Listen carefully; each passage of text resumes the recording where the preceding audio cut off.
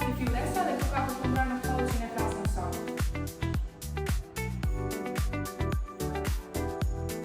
Energjia elektrike është një forcë natyrore që ka ndryshuar shumë me kalimin e kohës. Ajo fuqizon shtëpitë, industritë dhe pajisjet tona digjitale, duke formuar mënyrën se si jetojmë dhe punojmë.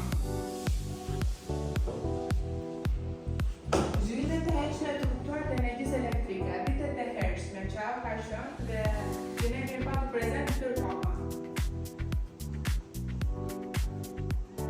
Në kohën e lashtë ne nuk e kuptonin plotësisht energjinë elektrike, por mjedisin komunitar mund të mësonin për të përmirësuar eksperimenteve dhe vëzhgimeve. Ata zbuluan elektricitetin statik ku materiale si qelika ose zofi mund të tërhiqen objekte të vogla kur ato fërkohen. Kjo interesoi njerëzit dhe hapën terrenin për më shumë zbulime. Në vitin 1600, shkencëtarët si Otto von Urano dhe William Wimberg bërë progres të madh për marrëdhënie të mëdha.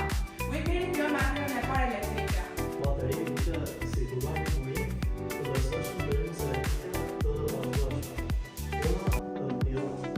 Zbulim gjon interes dhe motivasat për përparimin të ardhmen.